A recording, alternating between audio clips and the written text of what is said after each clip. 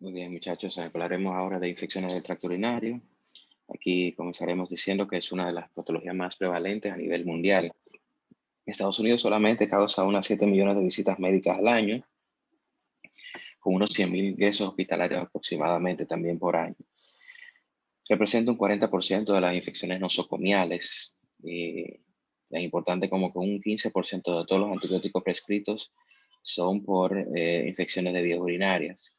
Un 25% de los pacientes con sonda van a presentar infecciones de vía urinaria y un 20% de las mujeres en algún momento de su vida van a presentarlas. Las vías de patogénesis son tres principalmente: la vía ascendente, la vía hematógena y la vía linfática. De esta, la más frecuente es la vía ascendente por la cercanía con los genitales externos, con el ano. Es más frecuente en mujeres. De aquí ascienden principalmente bacterias, enterobacterias, bacterias que tienen que ver con la vía digestiva. Ascienden a través del tracto urinario por el meato urinario externo y ahí pueden colonizar vejiga, uretra, vejiga, riñones a través de los uréteres, etcétera. Debemos conocer algunas definiciones que nos van a ayudar a la hora de, pues, de caracterizar las diferentes infecciones de vía urinaria. Lo primero es qué es una infección de vía urinaria. Es una respuesta inflamatoria a la invasión microbiana. O sea, por eso vemos que en los exámenes de orina, por lo menos los urólogos, no tomamos mucho en cuenta la presencia de bacterias, sino si hay una reacción inflamatoria, por lo tanto buscamos leucocitos. A menos que sean pacientes inmunosuprimidos, que en estos casos la respuesta inflamatoria va a ser muy disminuida. ¿Qué significa bacteriuria? Bacteriuria es la presencia de bacterias en orina. Puede verse infección, contaminación, como ya hemos dicho. Cuando una bacteriuria es significativa, pues lo vamos a ver ahora en un gráfico. La bacteriuria puede ser asintomática, puede ser significativa y asintomática. Y en estos casos debe tratarse, sobre todo en casos especiales, como por ejemplo en pacientes embarazadas, pacientes inmunosuprimidos o portadores de prótesis, como en las válvulas protésicas del corazón. Una bacteriuria es significativa cuando en un cultivo presenta 10 a la 3 unidades formadoras de colonia en pacientes que tienen cistitis agudas no complicadas, sobre todo en mujeres. Ya al 10 a la 4 unidades formadoras de colonia en pilonefritis aguda, en mujeres también. Y 10 a la 5 unidades formadoras de colonia y 10 a la 4 unidades formadoras de colonia en hombres con infecciones complicadas o cualquier conteo de un cultivo de orina tomado por una punción suprapúbica, o sea, tomado de manera estéril. O sea que aquí las cifras pueden variar un poco, sobre todo en mujeres que podemos tener presencia importante de bacterias y no necesariamente llegar a ser significativas. Otras definiciones, como por ejemplo lo que es piuria. Piuria es un conteo aumentado de leucocitos en orina, específicamente mayor a 5 células por campo. Piuria estéril, cuando existe presencia de leucocitos en orina, pero no hay bacterias, bacterias de las más frecuentes afectándolo. Entonces, se ve en casos de infecciones por microorganismos atípicos. Ejemplo clásico de infecciones por tuberculosis urinaria.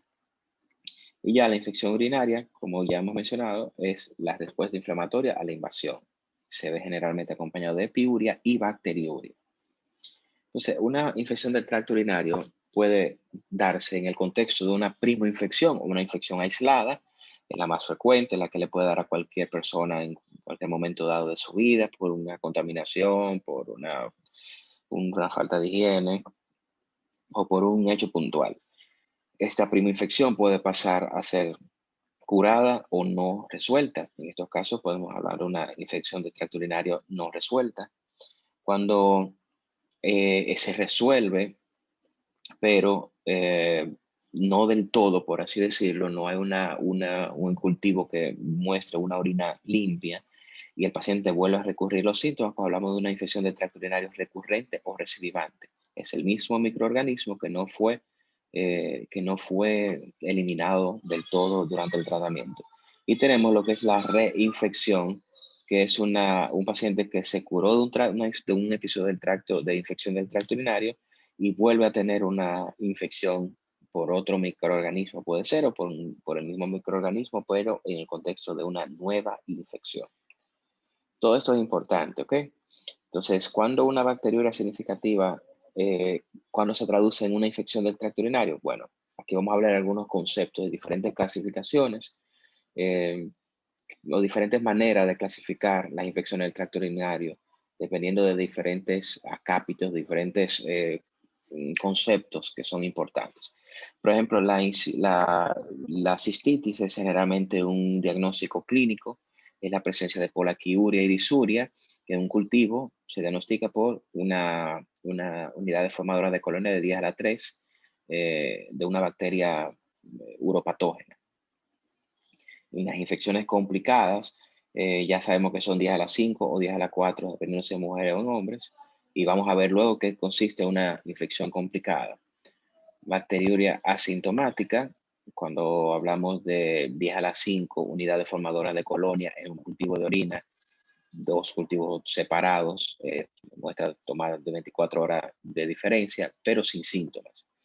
Bacteriuria del catéter es la presencia de infecciones o de bacterias en orina, en presencia de un catéter urinario, ya sea sonda transuretral o catéter ureteral.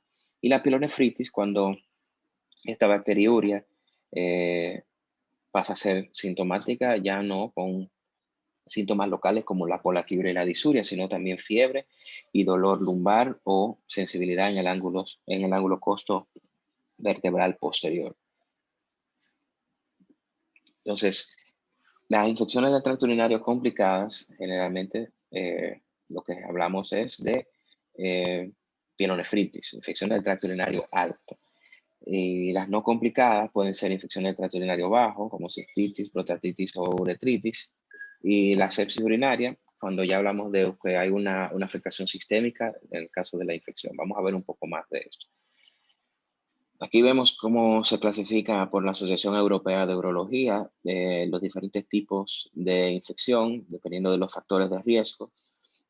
Vamos a verlo, una nomenclatura una inicial o una letra inicial para cada tipo de factor de riesgo. La O es cuando no hay factor de riesgo conocido. Lo más frecuente es infección del tracto urinario en mujeres premenopáusicas saludables. La R, un factor de riesgo asociado a una infección del tracto urinario recurrente, pero sin riesgo de repercusiones severas. Por ejemplo, pacientes, mujeres también con dispositivos anticonceptivos, cambios hormonales posmenopáusicos, pacientes diabéticas controladas. La E es un factor de riesgo extra urogenital con probables repercusiones severas, por ejemplo, en embarazo, diabetes mellitus no controlada, inmunosupresión, enfermedades de tejido conectivo, prematuridad en caso de niños. El factor de riesgo N es asociado a nefropatía, insuficiencia renal, enfermedad poliquística renal severa. U es un factor de riesgo del tipo urológico que puede ser resuelto durante una terapia. Por ejemplo, un paciente que presente infección del tracto urinario asociada a una obstrucción de la vía urinaria baja por una hiperplasia prostática, por una estenosis de uretra, una vejiga neurógena, etc. Y la C, que es el factor de riesgo asociado a un catéter urinario permanente o con un factor de riesgo urológico no resuelto. Por ejemplo, pacientes que tienen sonda transuretral por largo periodo de tiempo, obstrucción urinaria no resuelta, pacientes con una hiperplasia prostática no tratada, una vejiga neurógena mal manejada. Aquí vemos un gráfico donde habla desde los síntomas hasta el tratamiento en grado de severidad, a la izquierda lo más leve, a lo derecho lo más severo, y asociándolo a los factores de riesgo, como lo ven en la tercera columna. Perdón. A ver si puedo poner un puntero.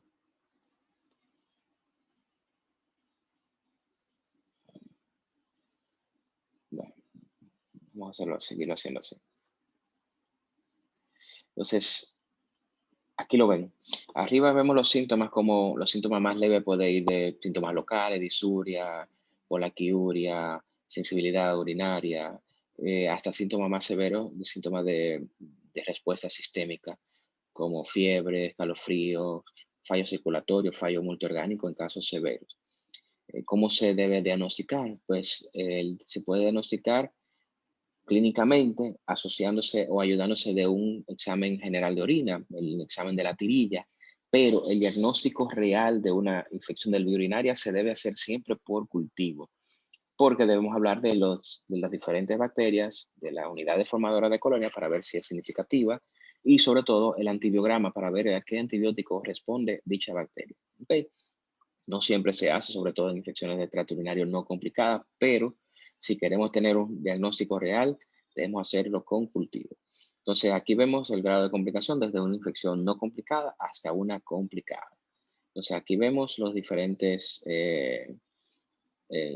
clasificaciones, por ejemplo, de factores de riesgo, como hablábamos de los diferentes factores de riesgo, cómo van agravándose dependiendo de la severidad de los mismos. Esas siglas que ven ahí fueron las que acabamos de mencionar. Y el tratamiento igual, va desde no tratamiento, infecciones muy complicadas que muchas veces pueden ser resueltas de manera espontánea, hasta tratamiento ya sistémico con antibióticos endovenosos de amplio espectro, específico por cultivo. En caso de factores de riesgo urológico no resueltos, pues necesario la cirugía en ocasiones. ¿Ok? Aquí también, bueno, faltó los factores de riesgo anatómicos, desde cistitis, pielonefritis con febril, hasta urosepsis en diferentes grados. ¿Ok? Eso es lo que quieren decir esas siglas. ¿Cuáles son los patógenos urinarios más frecuentes? La mayoría son anaerobios facultativos de la flora intestinal, o sea, enterobacterias. En ocasiones pueden estar asociadas a bacterias de la piel, de los genitales, como el Staphylococcus epidermidis o Candida, cuando es Candida albicans, cuando hay infecciones asociadas a problemas vaginales o perineales.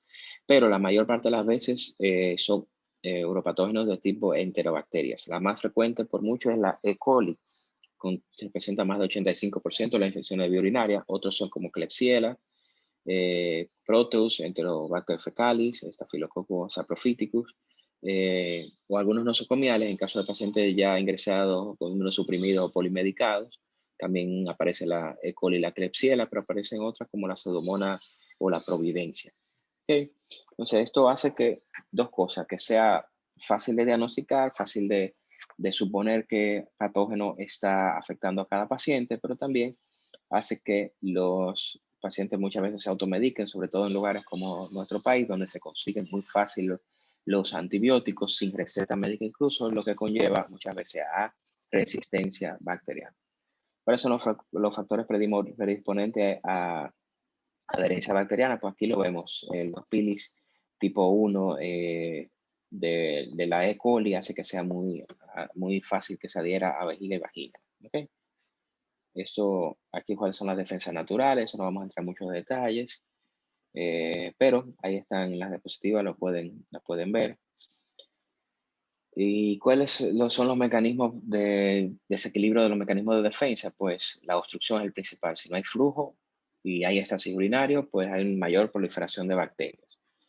Enfermedades subyacentes como la diabetes mellitus, embarazo, que no es una enfermedad, pero es una condición muy predisponente de otras enfermedades, sobre todo a problemas del flujo urinario normal. HIV, obviamente por la inmunosupresión, reflujo vesicoureteral en caso de niños y adultos con infecciones tracto-urinario recurrente, debemos sospechar que puede haber algún caso o algún grado de reflujo.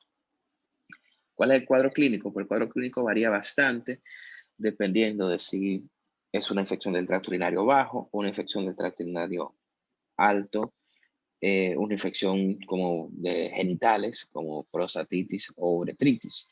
Entonces, aquí más o menos resumido en los diferentes cuadros clínicos. La cistitis es un cuadro típico de dolor suprapúbico, disuria, hipolaquiuria y cierta urgencia. Esta urgencia puede acompañarse de tenesmo y en ocasiones hematuria, aunque son ya datos de cistitis más graves. Es típicamente afebril. Ya cuando una paciente o un paciente presenta fiebre, a pesar de que los síntomas son similares a la cistitis, pues ya hablamos de una infección de vía urinaria alta, donde ya hay otra respuesta inflamatoria. En el caso, por ejemplo, de la pielonefritis aguda, podemos tener escalofríos, fiebre, dolor lumbar, malestar general, sensibilidad costo-vertebral y también acompañarse de disuria, polaquiuria u urgencia miccional. ¿Okay? En el caso de las infecciones de vía urinaria baja y genital, sobre todo en hombres, como por ejemplo la prostatitis aguda, pues esta puede llegar a ser severa como una pielonefritis, porque puede causar fiebre, calofríos, dolor perineal y lumbrosacro, malestar general, incluso necesitar ingreso y antibioterapia endovenosa. ¿Cómo se hace el diagnóstico? Como yo les decía, el urocultivo es la principal herramienta, pero el examen de orina es lo más asequible, lo más rápido de realizarse. El cultivo toma tiempo en reportarse. Entonces, no siempre vamos a necesitar un cultivo para empezar un tratamiento. El examen general de orina por tirillas puede ser suficiente para iniciar un tratamiento, sobre todo en casos no complicados. En casos complicados debemos siempre empezar con un antibiótico eh, que sea pues afín a la flora bacteriana común en la comunidad y esperar los cultivos para en caso de que haya que cambiar tratamiento. Okay, aquí las diferentes especificaciones de cada uno de ellos. ¿Cuándo necesitamos hacer imágenes? Bueno, hay indicaciones para esto. Estudios de imágenes cuando sospechamos obstrucción, cuando sospechamos cálculos, o hay historia ya anteriormente de cálculos, si hay cirugías urológicas previas, o si hay una infección de vía urinaria no resuelta luego de un tratamiento ya por más de 72 horas, sea con o sin cultivo. Si el paciente no presenta una resolución o una mejoría significativa del cuadro, luego de 72 horas de antibioterapia, pues debemos hacer estudios de imágenes. Okay. Aquí vemos algunos, por así decirlo, algoritmos sobre las diferentes infecciones, por ejemplo, una cistitis aguda no complicada en mujeres premenopáusicas, que es quizás la infección del tracto urinario más leve, por así decirlo. Los síntomas ya los mencionamos, el diagnóstico se hace por examen de orina, aunque es siempre recomendable hacer un cultivo. En el caso de cultivo, cuando sospechamos que el paciente puede tener acompañantes o puede estar evolucionando una pielonefritis, si los síntomas persisten luego de 2 a 4 semanas de haberse tratado, o si hay síntomas atípicos, como por ejemplo hematuria o un tenesmo importante. ¿Okay? El tratamiento de primera elección, la fosfomicina trometamol, que es un antibiótico muy bueno para la infección del tracto urinario bajo y tiene poca resistencia en nuestra comunidad, por lo tanto es un antibiótico de una excelente utilización. También tiene la ventaja de ser una monodosis en estos casos, una sola dosis de 3 gramos, que viene en una preparación muy fácil, de una posología muy fácil, que es generalmente sobres diluidos. El paciente se lo toma y ya está cubierto para, pues para poder tratar una cistitis aguda no complicada. En el caso de algunos otros tratamientos alternos, como por ejemplo la nitrofurantoína, el pimeciliniam, que aunque no se utilizan tanto como antes, porque no tenemos tanta disponibilidad, la nitrofurantoína ha sido muy utilizada, por lo tanto tiene mucha resistencia en nuestros medios, como por ejemplo también otros tratamientos alternativos como la quinolona, la ciprofloxacina, la levofloxacina.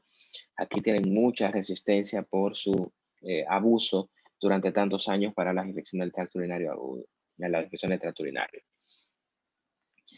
En caso de pielonefritis aguda no complicada en mujeres premenopáusicas, ya es un cuadro similar, pero acompañándose de dolor en el flanco, náuseas, vómito y fiebres mayor a 38 grados. El examen de orina y el cultivo, pues va a ser su principal herramienta diagnóstica. Y en estos casos ya debemos hacer estudios de imágenes, como por ejemplo sonografía, que es lo más rápido para descartar obstrucción de vía urinaria, y en caso de ser necesario, tomografía o urografía excretora. Eh, en caso de infecciones tracto-urinario o de pielonefritis aguda, pero no complicada, leve o moderada, podemos dar tratamiento con fosfomicina o fluoroquinolonas. Si no hay resistencia, debemos hacer tratamiento por 7 a 10 días, nunca pautas cortas ni dosis únicas. Y en comunidades con altas resistencia a quinolonas, pues podemos agregar aminoglucósidos y casos más graves con escarbapenémico, aunque podemos utilizar otras alternativas como por ejemplo la fosfomicina. Aquí hay un algoritmo que es bueno que lo revisen, no tienen en su diapositiva, sobre cómo ir tratando los diferentes cuadros de pielonefritis, dependiendo si el paciente tiene intolerancia a la vía oral o no. Si no tiene tolerancia a la vía oral, pues generalmente van a terminar en ingreso para tratamiento por la vía parenteral. Si se puede tratar por la vía oral, pues a menos que el paciente presente se vaya empeorando su cuadro o evolucionando hacia peor, entonces se puede tratar de manera ambulatoria. Aquí otros diferentes casos de pues diferentes cuadros clínicos específicos, como por ejemplo la pielonefritis enfisematosa, que es una necrosis aguda del parénquima por microorganismos formadores de gas. Es una emergencia urológica, quirúrgica. En estos casos, si el paciente no se somete a cirugía, pues puede estar en peligro de la vida. Usualmente son pacientes diabéticos. Y aparte del cuadro, pues presenta fiebre, vómitos, dolor en flanco, inestabilidad hemodinámica. Es característica por la presencia de gas en la silueta renal, ya sea en una radiografía simple de abdomen, como vemos a la izquierda, en una tomografía donde ya vemos cómo el riñón, el parénquima renal, pues está prácticamente dañado con gas en su interior. Sabemos que es una emergencia quirúrgica y se debe hacer resucitación con líquidos antibióticos de amplio espectro. Son pacientes que generalmente van a ser manejados en cuidado intensivo. Y si el riñón está funcionando, se puede considerar tratamiento médico, aunque casi nunca ocurre. Casi siempre terminamos en nefrectomía. Pueden evolucionar a formar abscesos renales, que es la colección de material purulento en el parénquima renal. Se puede asociar a cálculos y en estos casos, pues es un cuadro similar al anterior, pero no necesariamente en pacientes diabéticos e inmunosuprimidos. Aquí vemos una imagen de un absceso renal por tomografía. A diferencia de la pielonefritis enfisematosa, aquí no vemos gas en el interior del parénquima renal. El caso de la pielonefritis crónica es el resultado de infecciones recurrentes de la vía urinaria alta.